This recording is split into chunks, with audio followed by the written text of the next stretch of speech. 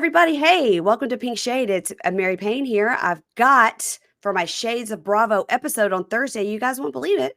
It happened. It actually happened. I've got Margaret Josephs here. Oh my God. Yay. I'm here with Mary Payne. Finally, I adore you. So I'm so happy to be here. Thanks for having me.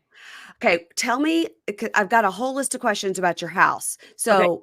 what room are you in your house right now? I'm obsessed. I call it my ballroom because that's what it originally was. It's my living room and it's my favorite room in the house. It's why we bought the house. It's a huge, huge room.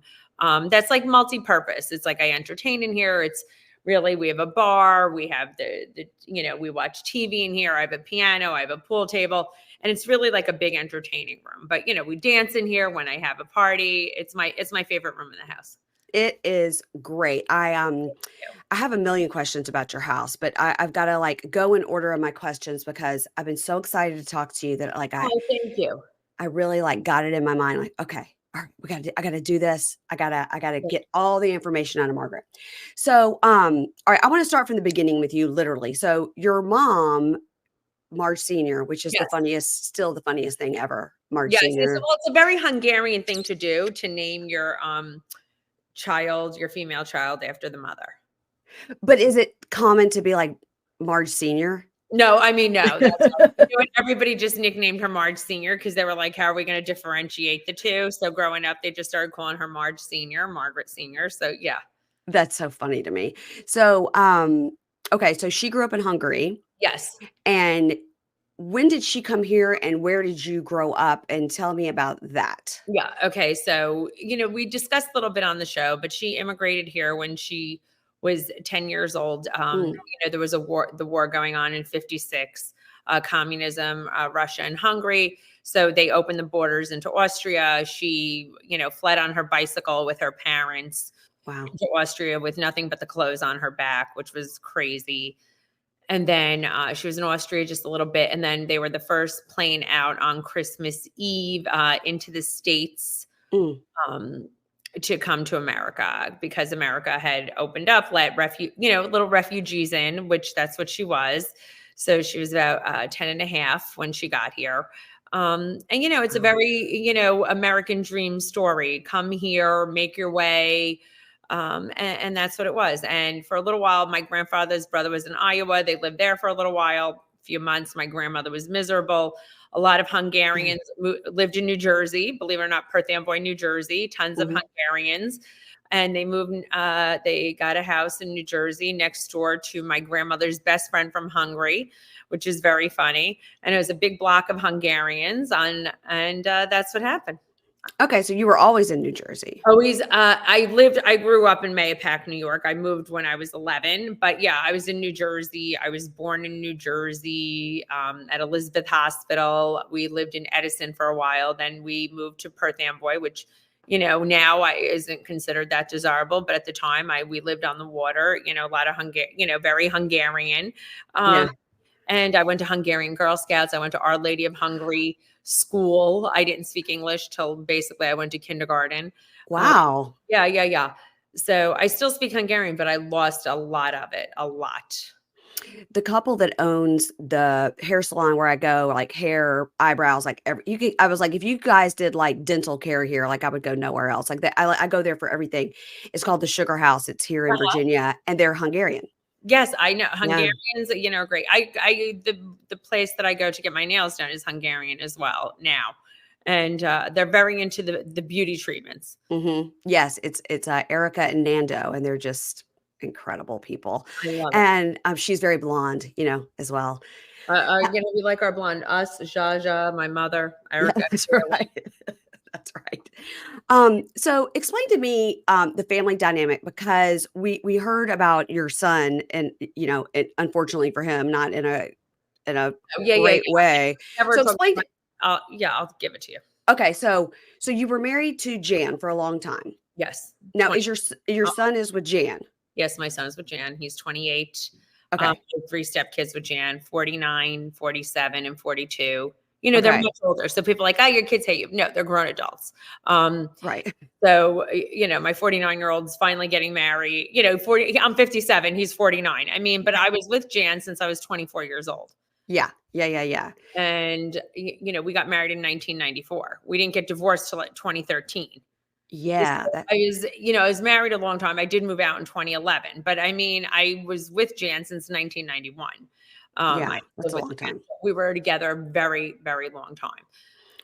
Um, Yeah. so with that being said, so my kids are, very close to my age, though I did raise them, their mother, biological mother lived away. She did not see them very often.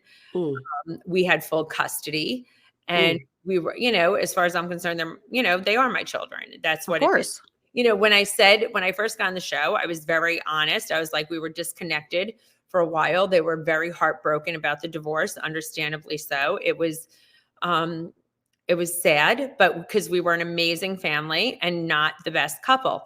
Um, and they were much older, they were in their 30s. My son at the time was 15. He was Mm, actually the most fine with it. He understood. And Jan and I had lived just a few blocks from each other when we got divorced. So my son, it was very easy for him to go back and forth. yeah. Yeah. And that was the family dynamic. But we're all, thank God my sons and I are all extremely close. Um, thank God. And I'm still disconnected from my my daughter, but that's very unfortunate, but there's issues there. I can't change that. I can't change any of that. It's sad, but it is what it is. But my boys, so the three boys and I are amazing. Joe has two children who are Okay. unbelievable. He has a son and a daughter who are also extremely close with. We're a very close family. We talk to the kids every single day. There's not a day that goes by that everybody's not talking to the kids. We just keep them Wow. extremely private. Yeah, I didn't even know Joe had kids. Yeah, Joe has two kids. His daughter is an astrophysicist. Whoa. Yeah, and his son was a captain in the army, and his son is now going for his PhD in physics. Is And Joe interested in physics? Like, where does that come from? Joe Wow. happens, I think, Joe is very smart. I think he's a very humble human, and he can fix anything. He can do anything. He is very mechanically inclined, and he has Mhm. brilliant children. Wow. And I'm not taking anything away from his ex-wife. Truthfully, his ex-wife and I get along great now. She's Mhm. a lovely, lovely woman. Just certain things are not meant to be shared with the world. Yeah, I get it. So between you have 6 kids. Yeah, between us, we have 6 kids. Wow. And it's everybody, but they're adults. They're grown adults. Yeah, My biological son is obviously around the most because he's the youngest, and he's my entire life.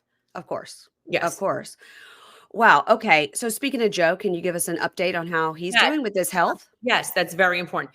The show didn't cover it, and I feel like, the end result of it, and I feel like I have to go do your show and discuss it, and then I'm gonna have to, like, do a whole after this comes out, a whole Insta story about it, because he was diagnosed with first stage, prostate cancer Okay.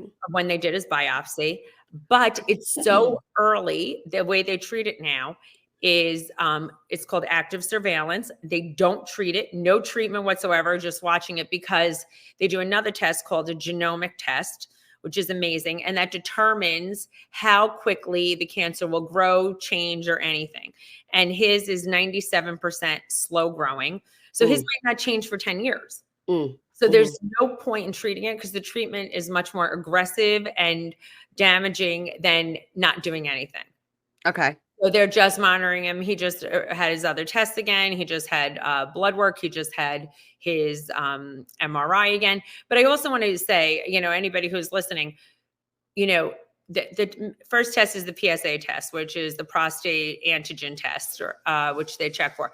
And they always say anything over a 4 or 4.2, depending how old you are. Well, the truth is Joe's PSA test wasn't abnormally high, but it did change drastically Okay. All over right. the year. So even if it just changes and it's still in the normal range, but there's a drastic change, that's a signal that something's wrong. Oh, this is really like a PSA, Yeah, a for PSA for a yeah. PSA, a public service announcement for your PSA test. Because women, we're so encouraged to do our mammograms and do our yearly gyno visits and stuff to kind of keep on top of things. But with men, you don't hear about this as much. I always say to my husband, like, when you went to the doctor, did he give you like a full physical? He's like, no, I just got my heart medicine refilled or whatever. And I'm like, aren't you supposed to do that? Aren't you supposed to get Yeah, there's everything checked? exactly. You are supposed to get checked, your PSA test, and I mean that's the blood test. I mean, it's not the most pleasant, it is up the tush, Mm. a quick little check. I mean, Joe didn't have one symptom of anything at all. It's not like he was getting up in the middle of the night to pee a lot. He didn't have an enlarged prostate. He didn't have any issues whatsoever. It was just that PSA number changed and it was still in the normal range. Mm.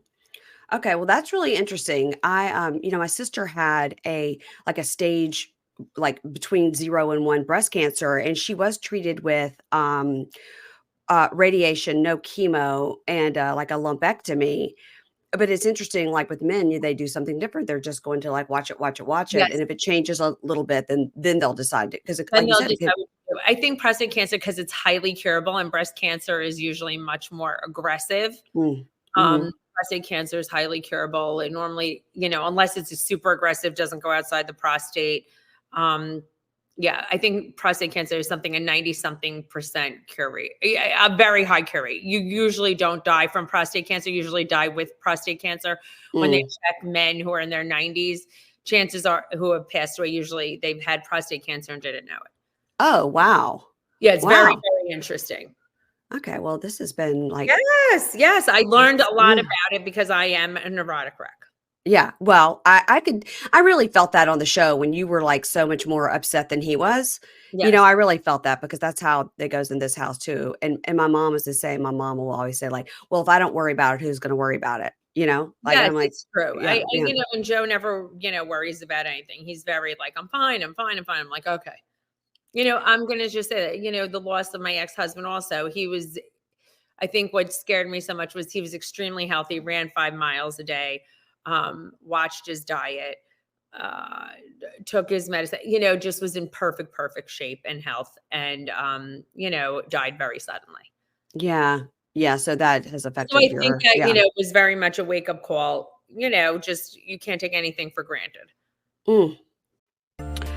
Y'all, I don't know how it is at your house, but at my house, every week, there's a never-ending list of projects to get done, and we're always like, "Yep, we're gonna get to it, we're gonna get to it. Oh my gosh, next week, we're gonna get that screen fixed on Anna's window," but we never get around to it. We are too busy. So, we're coming up on the weekend, and I'm like, "Hey, I gotta fix this screen. Oh my gosh, somebody need to pressure wash the house. I gotta build this dresser. I gotta clean out the garage," and none of that sounds great on the weekends, especially when I've got so much trash TV I need to be watching. So for all the tasks you need to do but don't want to do, there's TaskRabbit. TaskRabbit connects you with skilled taskers to help with cleaning, moving, furniture assembly, home repairs, and more. And many taskers are available to help the same day. Okay, I went on TaskRabbit.com and I booked a tasker to come to my house and clean my gutters. And guess what? While he was here, I was like, you know what? Can you fix Anna's screen that is hanging off the front of the house? And he did. It was so easy, guys. I'm not kidding. You just go, you click the thing, you type in your zip code, you type in what you're looking for, and boom, a bunch of people pop up. And yes, some of them were available either that afternoon or the next day. I booked somebody with 2 days notice and the guy was here. It was so easy. And guess what? My husband didn't have to clean the gutters because we're not the handiest people in this house. So to get started, you can go to TaskRabbit.com or just get the app. The app is really great too. Search the best tasker for your job based on cost, skill set, availability, and past client reviews. I looked at those past client reviews and I was like, I'm not going to take anybody under a 4.5, but there was hardly anybody on there that was that low. So it actually was kind of hard because everybody looked great. Now you're going to schedule your tasker early as the same day sometimes. And once the tasker has completed the job, simply pay, tip, and review. I did that all. It was all on the app. Taskers have assembled over 3.4 million pieces of furniture. Oh my gosh, I could have used that when I was moving John into the dorm. They have done 700,000 home repairs and completed 1.5 million moves and more. Gosh. Plus, with TaskRabbit's Happiness Pledge, if you're not satisfied, they will work to make it right. Tackle your to-do list today and get 15% off your first task at TaskRabbit.com or on the TaskRabbit app using the promo code PinkShade. That's promo code PINKSHADE at TaskRabbit, TaskRabbit, TaskRabbit.com for 15% off of your task. TaskRabbit, book trusted help for home tasks. Y'all, we all dread the whole what should we have for dinner question. I swear on my life, it starts in this house around the time we're eating lunch. People start asking, what are we having for dinner? It drives me crazy.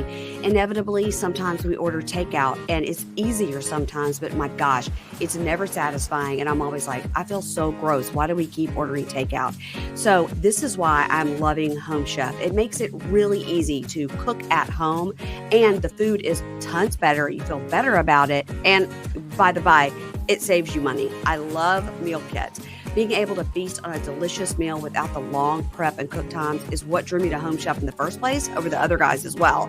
HomeChef meals are effortless, even for somebody like me who is not like the world's greatest cook, but I can follow a card with a recipe like nobody's business.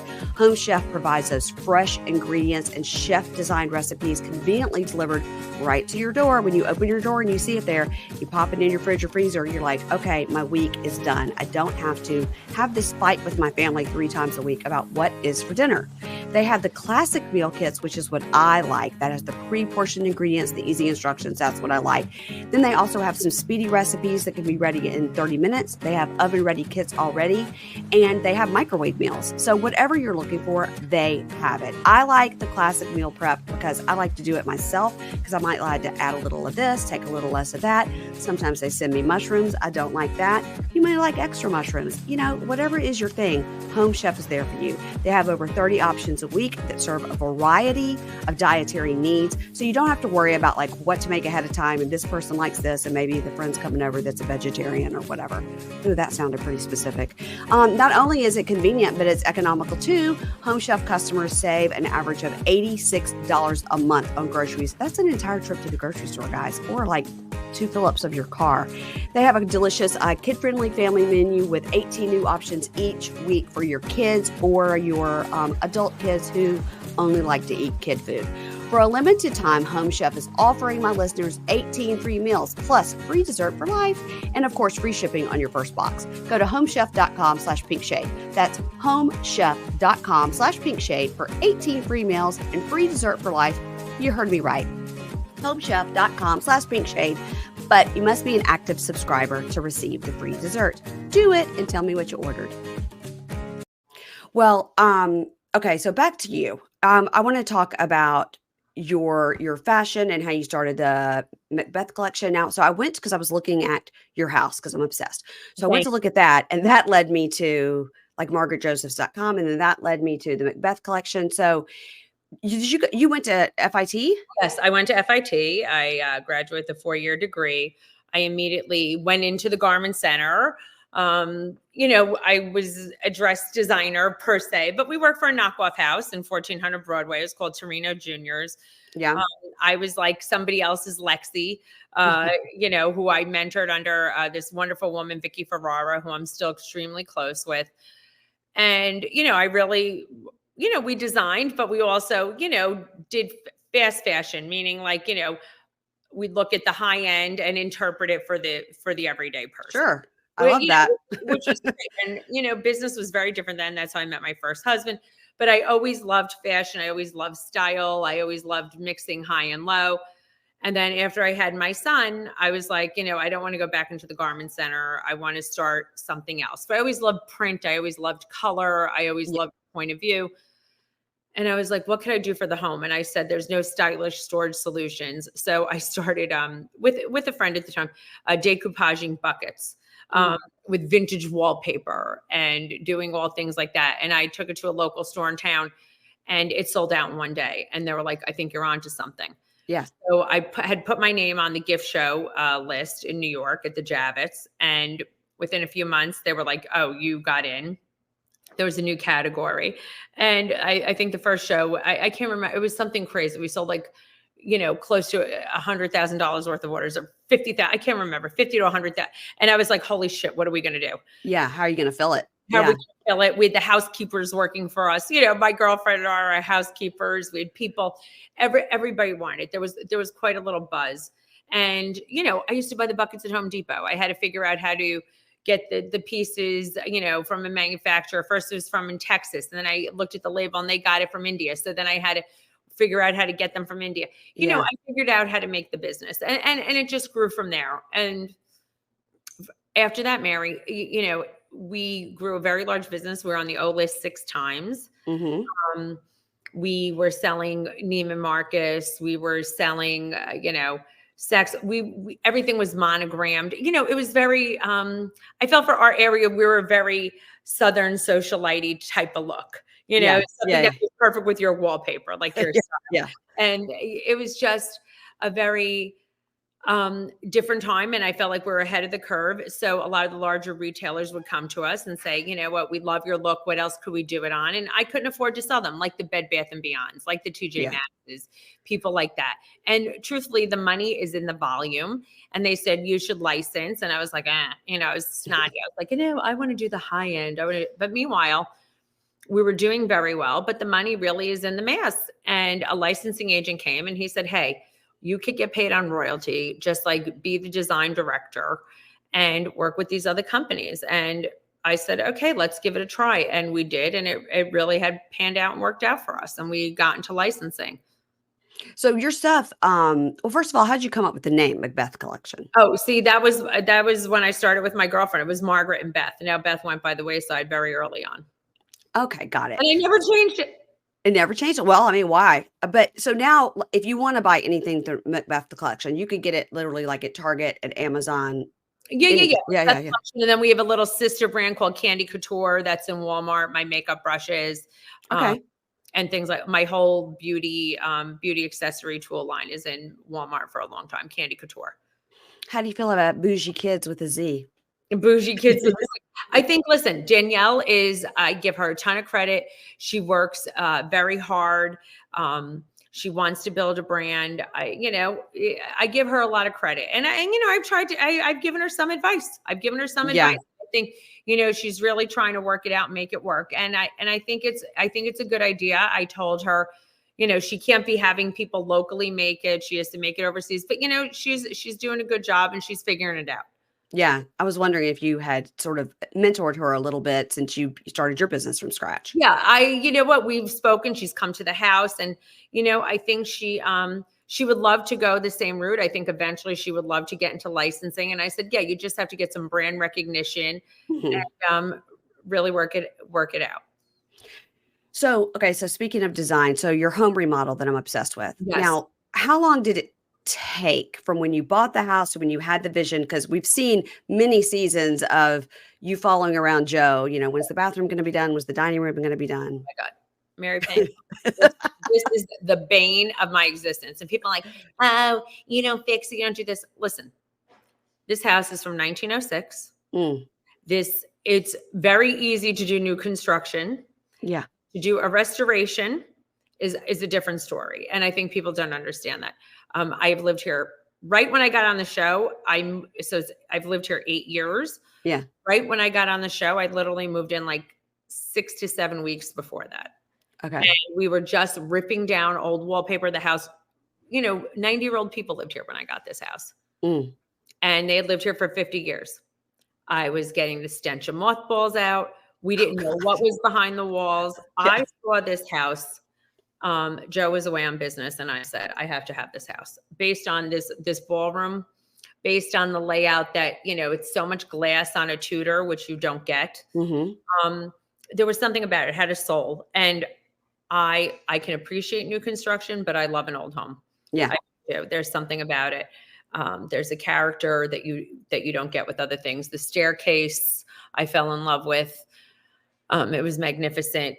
There's just unique things that you get when you get an old home that you can't get new. It's just not for me. It's also environmentally, it's better to have, it's just, I have a weird about it. Now, as my husband, he's like, I want to, kill you, but he did it for me. And I'm sure he regrets every day of it. For 8 years, but just to do everything, Every time we'd open a wall, there would be a crisis. There would be, we don't know where the pipes are going.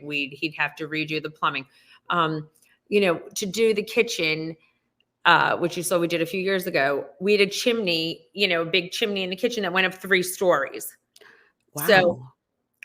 that was such, through the floor, 3 stories, through bedrooms, through the Yeah. bathroom. So to take that apart, we had to have thank God his cousin's an engineer come in to make sure that the house wouldn't collapse. It was just, so this house it's taken a long time. I mean, I've lived here 8 years, and I lived in it probably 2 years till I even really did a lot to it, because I wanted to live here. My taste is, I thought what would look good, what would work. I love wallpaper. I could see that you love wallpaper. I love wallpaper too. I feel like I'm high Hollywood meets rock and roll, Yeah. meets vintage rock and roll though. Yeah. I always say I want my house to feel like a boutique hotel. Yeah. Vintage hotel. And I wanted to respect the house also. I feel like it does have a soul. Even just doing the backyard, I want to feel like it was always here. The backyard would have to match the house, the architect. Yeah, of House, course. a great landscape architect. So it's taken a long time, 8 years. And listen, I have a 3rd floor. I'm really not even totally done with my bedroom. We just did the closet. I love, love, love my closet, but the carpeting's not in my closet yet. I always say, who's sleeping on level 3 when I have guests? And, level 3 is not done yet. Yeah. Still have bathrooms, but I enjoy doing it. Sometimes I'm like, oh God, why is everything not done? But I don't mind taking my time. The world minds that I take my time, but I don't mind it. I think that when it is finally done, I hope you do like a whole TV show, like an HGTV, Oh, and show us everything. I will. A lot of very big people who I respect tremendously in the industry have reached out to us, which makes me very happy, because people that I respect in the industry that have streaming and things like that have reached out to have the house on it. So they appreciate it, which makes me thrilled. Yeah, yeah. I'm just looking at your pendants behind you, because I need Okay. new pendants in my kitchen, and I've been going back and forth with my designer. And every time I go to someone's house, I take a picture of what's over their breakfast table or over their island, because that's where it is, over the breakfast table. And she's like, "Okay, I got what you want, but like, quit sending me pictures." So that's all I Yes, do. yes. Yeah, yeah. No, I know. That's over my pool table. And that big mirror, if you could see, I got I love it. in an estate sale. I still love to go to estate Yeah. sale. I love to pick up vintage pieces. I'll post. I just had dining room chairs reupholstered.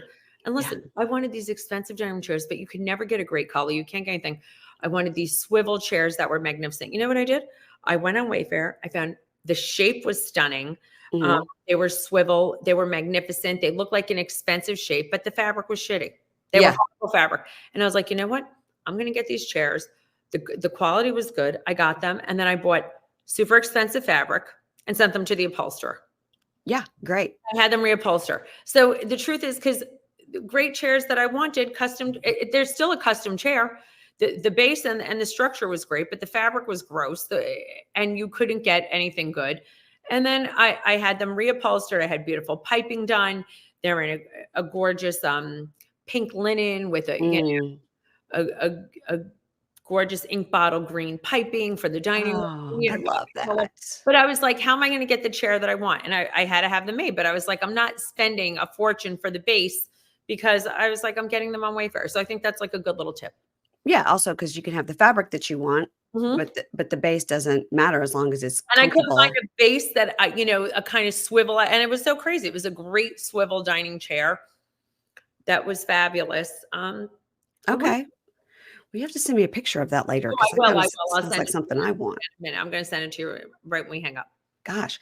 Okay, so we're 8 years in. We're 8 years into the remodel and still going, 3rd floor. Are there any ghosts in your house? Because it sounds like there could be ghosts. I never feel like there's ghosts, but I do feel like, I don't know, there's something in this house. There's something, I don't know. There's something that draws me to this home, that this home was meant to have me. Mhm, It was on the market for a long time. mhm. I had to buy this house. It called me. It was very, very funny. Because a friend of mine moved onto this block a year and a half before me. She had built a house around the corner, and I said to my friend who was a realtor, um, I said, I have to move to that block. How come there's nothing for me? And she goes, "Oh, it's such as a lot of people don't live on that block. Houses never come for sale." And then this house came for sale, but it's the house that I always imagined. I wanted something that was courtyardish around a pool. I don't know. It was something about this house I was meant to have. I love that. It does. I'm very attached to it. I And that's love that. the home I've been really attached to that I've ever lived in. Joe and I had a beautiful home before this that actually had like 10 bedrooms that was magnificent, that had a pool, that was done. And he's the one who convinced me not to stay there. I wasn't attached to that house. Yeah. Yeah. Well, this one, it seems like from every single nut and bolt and floor and everything, it's got your stamp on it. So Yes, it that's does. why it's I so feel like, special. my kids will, eventually have this house. It's a house that should stay in a family. Oh, yeah, definitely. For Yeah. sure. For sure.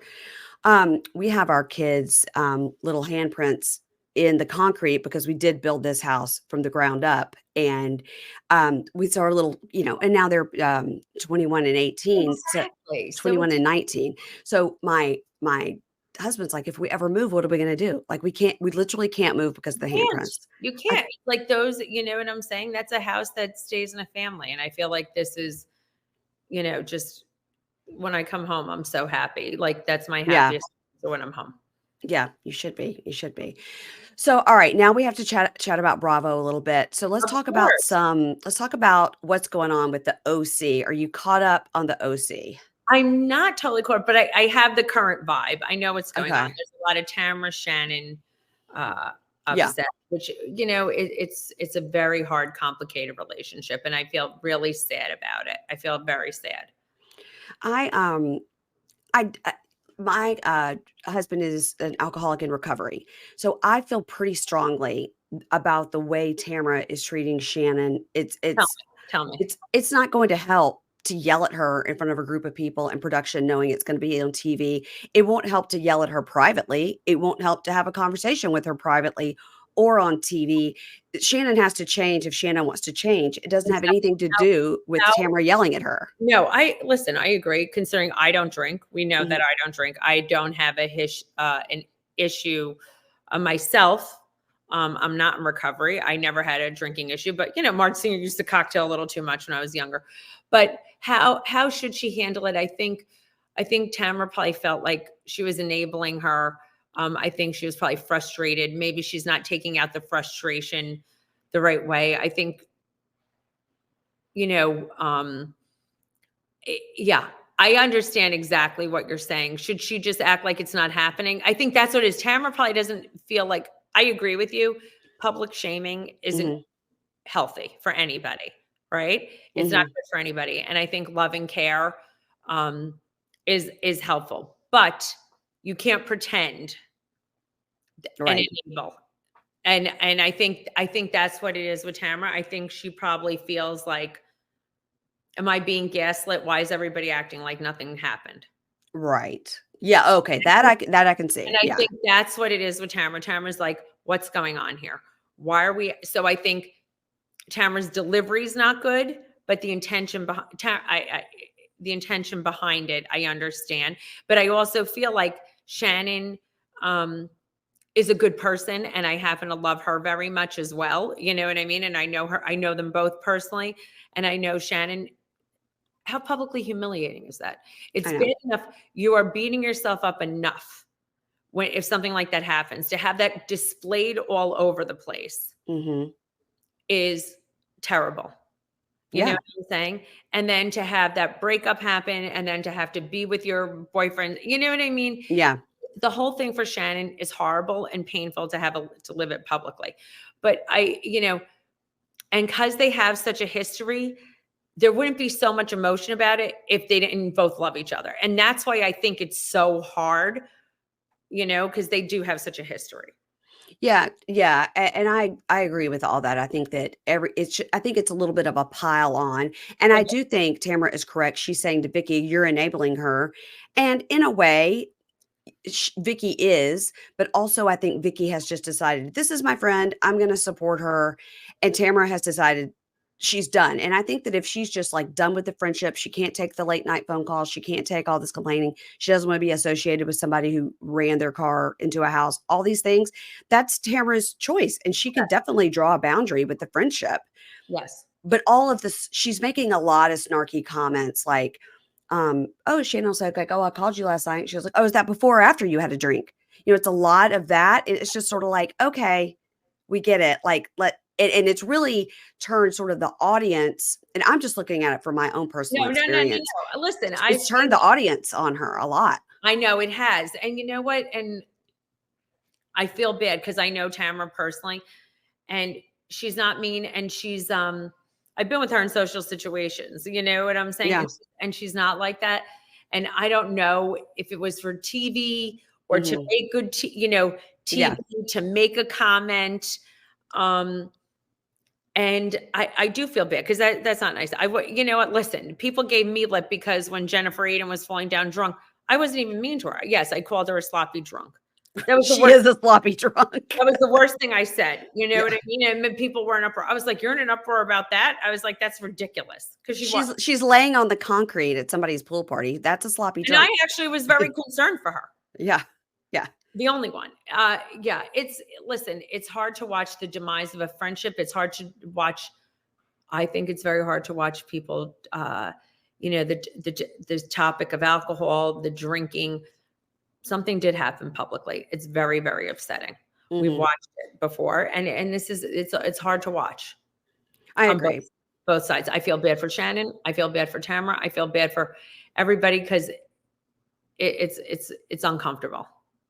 Yeah, and at the end of this last episode, we saw there was a little bit of resolution between them.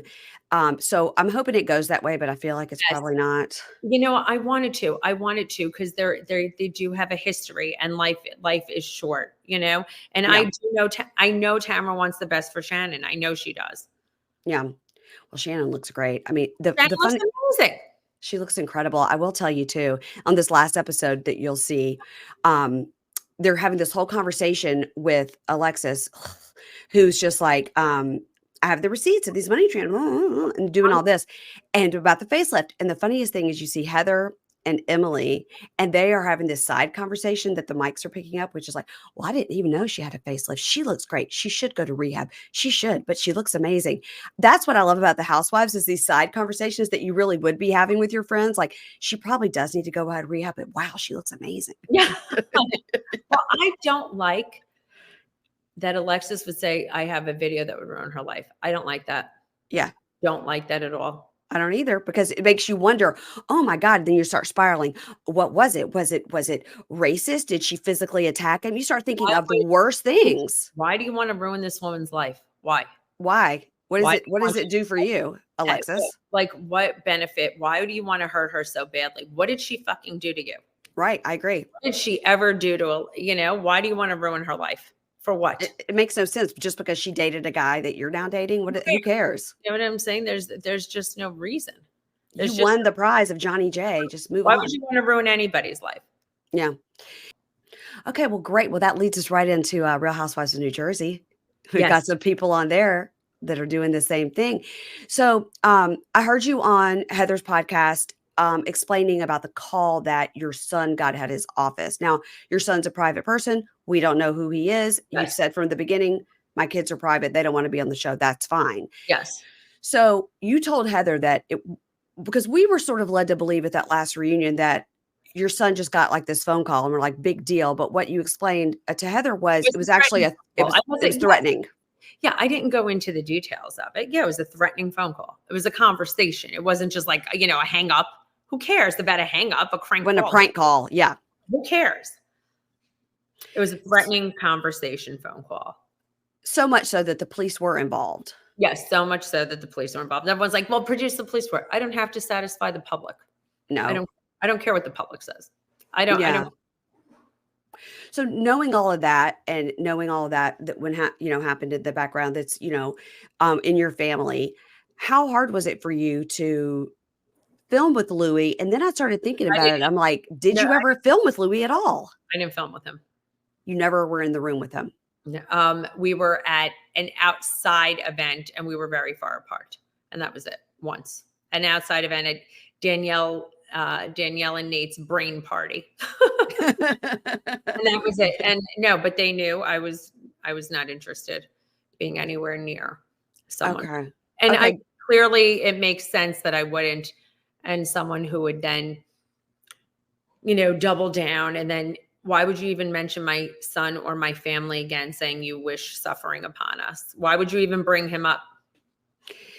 It's really gross. And I feel that a lot of people are just flat out afraid of him. So I agree. And okay. So it also seemed we saw, on the reunion, and Dolores has spoken to this a little, that it appeared on the reunion that there was an issue that she had with Louis, with her son working for him briefly. But at the reunion, she just cut off the conversation and said, we're not going to talk about it. We appreciate the job. That's it. And you see Frank Sr. over there going, I'd like to talk about it. And she's telling him, shut up. I agree. Dolores is very much like me and doesn't like to involve her children or talk about them.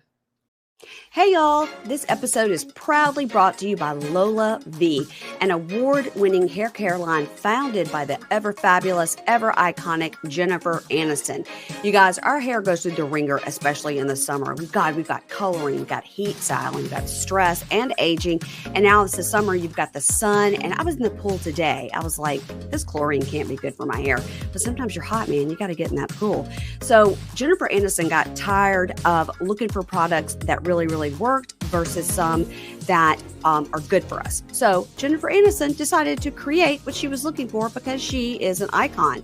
So Lola V is going to be your ultimate summer hair saver. It is created with the finest natural clinical ingredients. It ensures your hair will feel luxurious and carefree as a summer breeze. Say goodbye to your sun-damaged tangled hair and hello to shine, strength, and elegance. Summer is the season of confidence, and Lola V embodies this spirit. And a treat for you, your amazing Pink Shade listeners, for a limited time, you're going to get an exclusive 15% off your entire order at lolav.com. You're going to use code PINKSHADE at checkout. I mean, if you're taking hair care advice, you should listen to only Jennifer Aniston. That's it. She gave us the Rachel. We all had it. We all loved it. So check out all of Lola V products at your local Ulta Beauty location to experience the luxurious scent for yourself, or head directly to their website at lolav.com. That's LOLAVIE.com.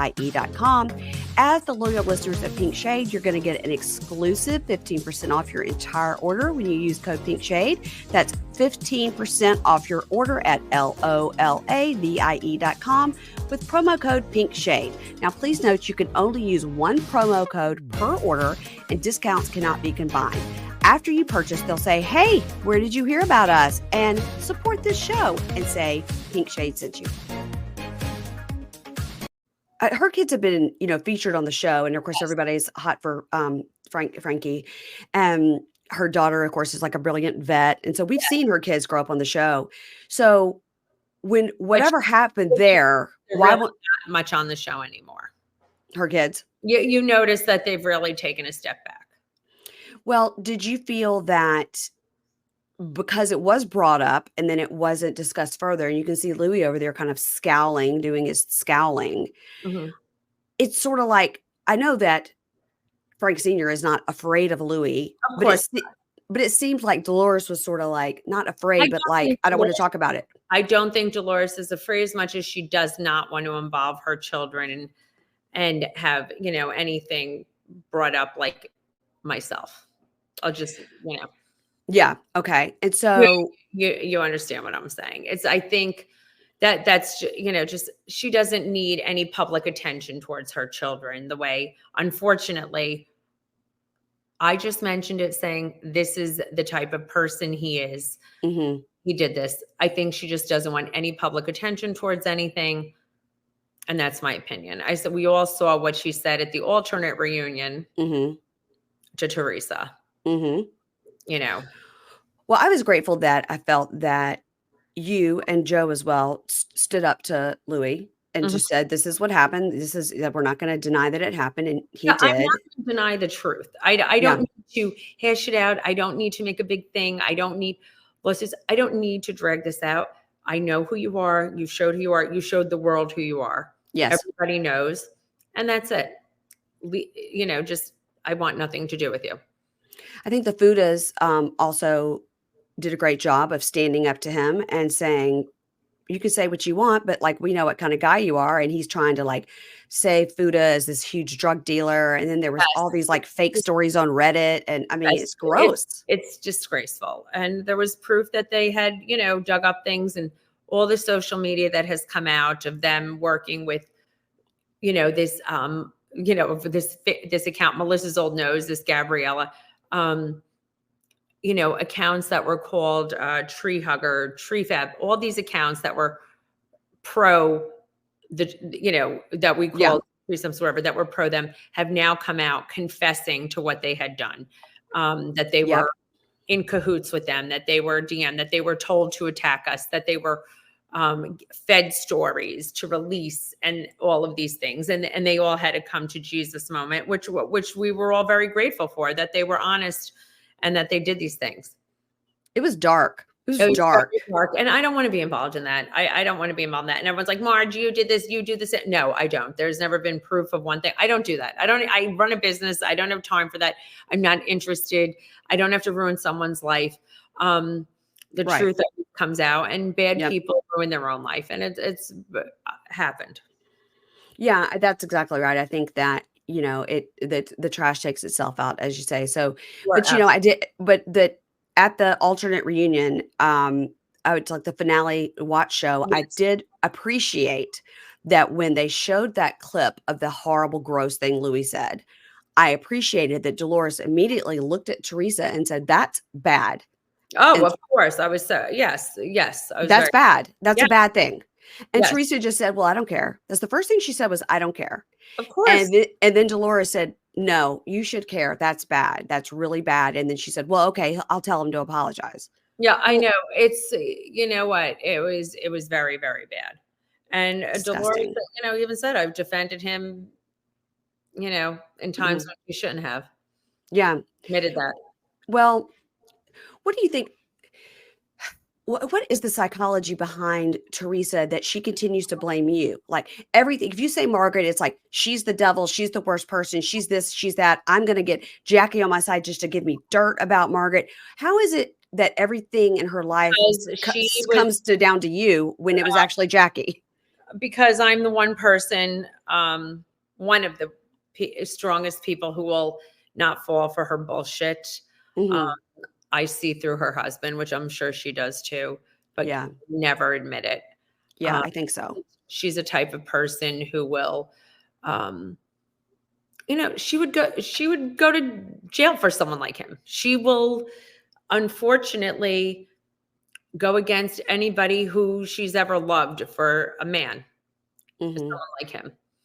And it's unfortunate. Something is wrong with her, and she knows that I know the truth. And he cannot tolerate. So anybody who will question, what's going on, listen, no longer speaking to Dina, no longer speaking to her brother. Clearly, issues with me. She has issues with a lot of people who she was very close to. And Kathy and Rosie too. Kathy and Rosie a long time ago. That was before Louis got in the picture.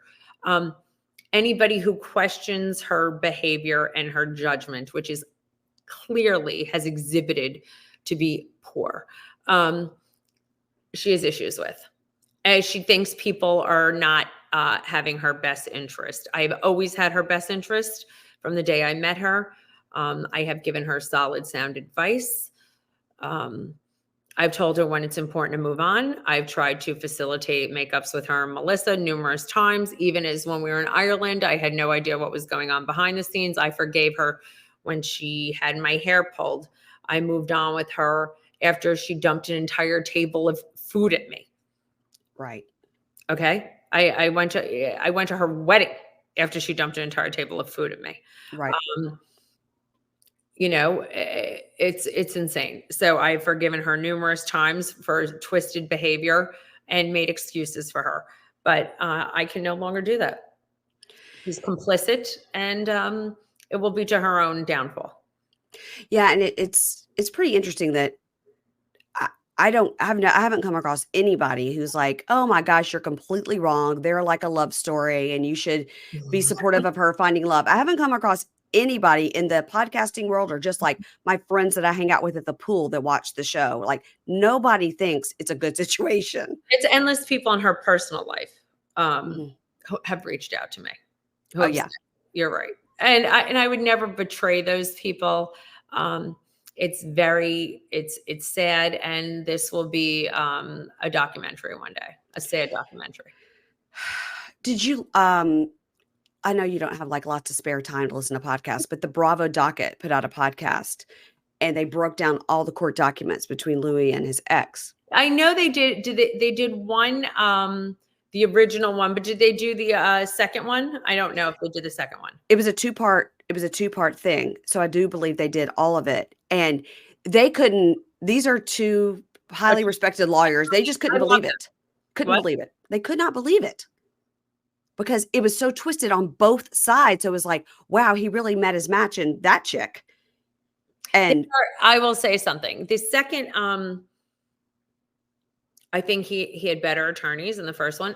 Listen, I think they were both obsessed with each other. I think yes. they were engaged. From what I can gather, I think he swept her off her feet. I think he love bombed her. I think Yep. she was probably shocked that she was so taken. I think it made her absolutely insane that this happened to her. Way before he met, Teresa, she was running that marathon in the wedding dress. Right. And she was like, this is going to be my mission against narcissistic abuse. Because if someone like me could fall for a narcissist, a therapist, imagine all the women this is happening to. That's my take on it. Right. Okay. So it was very, this whole thing.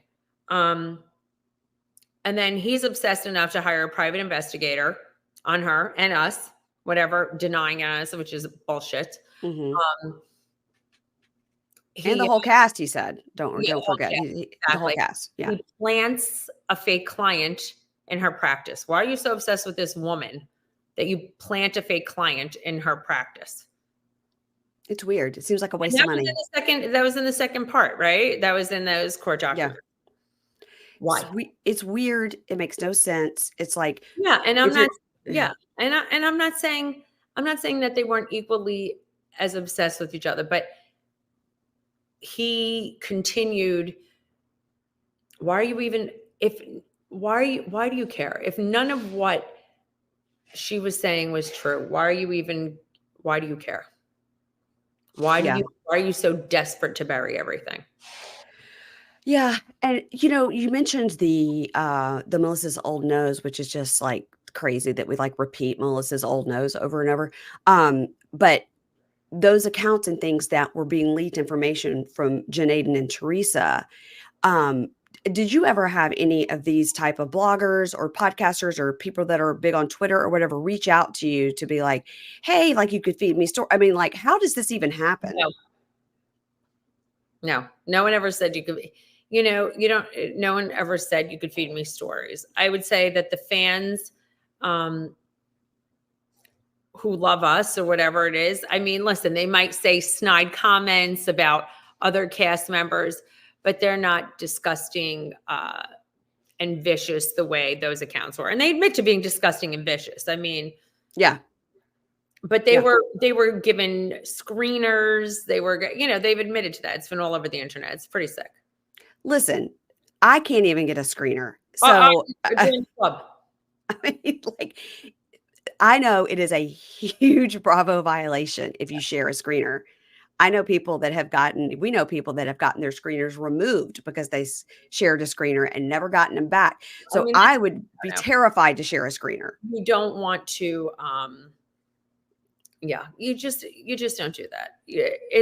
Don't manipulate a season. Don't manipulate a season. And they manipulated a season. It's just, again, it's so dark. And I still can't understand why it always comes back to Margaret is the devil. I'm always like, show me why. Show me why. They can't show, because Margaret, is going to say the truth about what she sees. Margaret digs, she did this. No, I don't have to dig. right there in black and white in front of your face. I could sense the tone. I could smell bullshit. I could see through you. I could, see that you're, not who you say you are. It's very obvious. You talk in circles. And that's it. Well, my personal opinion on the whole Jersey situation as a anthropologist of all the housewives, watched it from the second it started. I really think that if the world thinks Teresa is so great, okay, give her a spinoff, see what happens, and leave the cast the way it is. Maybe bring in a new person. I don't know. But that's what I would like to see, because I like the people on the cast. I love you. I love Dolores. I love Melissa. I've been watching you. I don't want to not watch you. I want to see you, but I'd love to see it without that one person that's stirring all the shit and making all the toxicity, right? So if we take that element out, what would happen? That's what I'd like to see. Listen, you know what? It's up to the Bravo gods. Whatever they feel is the best for the show is fine with me. I've had a beautiful run. I'm very blessed. We'll just see what happens. It's sad that it went down this way. It is. It's very, very sad. But I don't even blame Teresa. I really don't. I blame that her spouse. I just do. I'm sorry. I do. Everything was, we had some craziness before he got there, but yeah. Well, it's the definite callings of a cult leader, right? It's definitely like get you away from everybody else. It's true. She is under his spell. When you have issues with everybody else, it's you. Let's make a quick turn, because our time here is coming to an end, and I want to make sure I talk to you about your mocktail soiree, because like I said, my husband's sober. Yes. I got to send you, we'll put a box together today. Whenever we go anywhere where there's mocktails on the menu, he gets so happy, because he's like, look at me, I get to have like a fun drink. So he loves to try new types of sparkling waters and things that come out, because he pours it in a glass and he's like, okay, now I'm having a fun drink that's not just water or tea. Yes. So what encouraged you to start this? Is it because of your own, like, you don't drink and you'd like to have a fun drink at a party? I needed a fun drink also. I needed to feel part of the party, because this is what it was. I'd be going out there when they're having like, a Cosmo, and this is mixed, and that's great, and a margarita, and a and I'm having like an unsweetened iced tea or cranberry juice and club soda, and making my own mixture, and nothing was like fragrant and fun. And I said, I'm on a show where people drink. And I was like, this isn't fun for me. And I wanted something that I can consume that makes it feel like a special occasion. And I said to Lexi, we have a great platform. I want something that everyone's part of the party, that people are just like having a good time, that you could drink and not feel, bad about it. And people aren't questioning you. And I think, the weird thing is people judge you when you don't drink. And I don't like that. What is that about? Why are they think something's wrong with you? No, nothing's wrong with us. Okay. Yeah. We want to feel good. I don't want to wake up with a headache. My skin looks better. I'm not going. And so I said, we'll create Soiree together. And the truth is, you can use it as a mixer if you don't drink. It doesn't taste like a faux alcohol. It just tastes like an experience. And that's why I came out with Soiree. So we started it. It was like 18 months in development. It took a long time. It tastes amazing. It's only 45 calories. We have a cucumber, lychee, mint, and elderflower. We have a margarita named after me. Passion fruit, rose, and guava. Another one, pineapple, coconut, lemongrass, and ginger. Which yum. I'll be sending that to you. I mean, you'll get them all. And then we also have a watermelon, basil, mint, and chamomile. And you know what? They have fragrant notes and everything. And they taste great. They're all natural, naturally sweetened, only 9 grams of sugar. And I just said to Lex, I want something a pregnant woman could drink, a baby could drink it. Everybody feels comfortable drinking it, and you really feel part of the party. And that's it.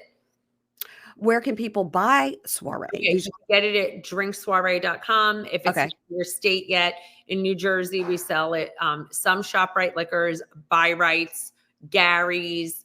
In Texas, we're like the La Meridian Hotel, the Kimpton Hotel, and Chicago. We're at believe it or not, we're at the Guaranteed Rate White Sox Stadium. We're working on our distribution more. So we're like in a few states. We're just really getting out there. We're doing a ton of events. So it's going well, but it's getting a lot bigger pretty quickly. So a lot of the That's news to a come. good idea to have it in stadiums because sometimes Yes. people are at the stadiums and they definitely don't want like a beer or a $25, wine. They'd love to have just something like fruity and Yes. light And because you it's know what? hot. Guess what? Anything with THC or CBD cannot go into a stadium.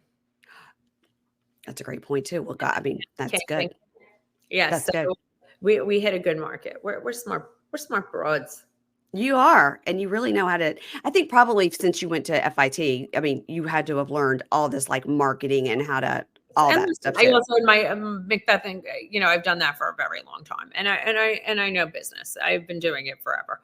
Listen, and I've had a lot of bumps in the road, and I've had loss, and I understand what it's like. And you could do nothing wrong and be sued, and that's this country. And so I understand it, but I also know when something's needed in the market. And the non-alc space is the largest growing space Yeah, in the market, and people are choosing not to drink. You still want to have a good time, and you're not always in the mood for a diet soda.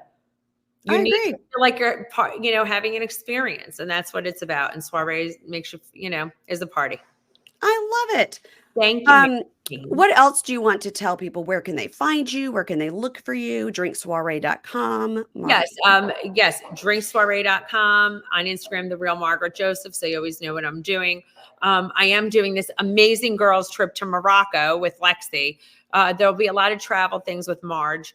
We're doing a girls trip. It's actually very reasonable. You could pay it monthly. I think some people were afraid to go to Morocco, but it's very safe. We have a guide with us. We have everything. It's going to Cool. be all 5-star. We're going in February, Ooh. so we're Ooh. up to 20 people. So if you want to travel with the Marge, Should I yeah, go? so yes, you should go. I'm hosting a great trip. It's not expensive at all. Truthfully, it includes airline tickets, first class accommodations. We're Well, doing how do we find out about that? Because now I want to go. yeah, yeah, yeah. By the way, right now it's on my Instagram. So Okay. real Margaret Josephs. I'm going to talk more about it. There's a link to click.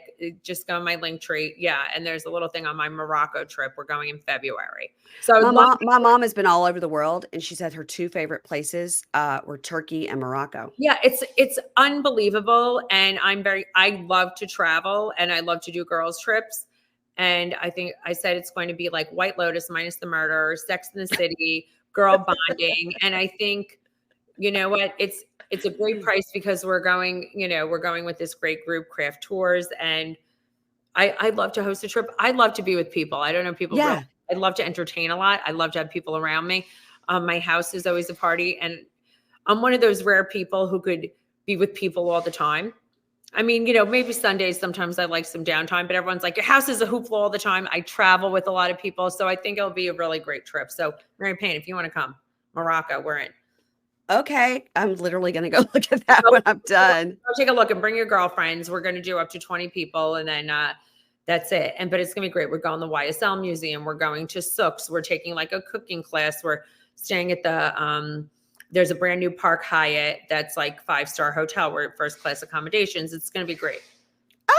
I'm going to tell Ingrid right when we're done. Tell Ingrid. Everybody follow Margaret, follow me at Pink Shade Pod, and Margaret, don't hang up. And thank you so much for doing this. Thank you. I was so happy to do it. Thanks, Mary Payne.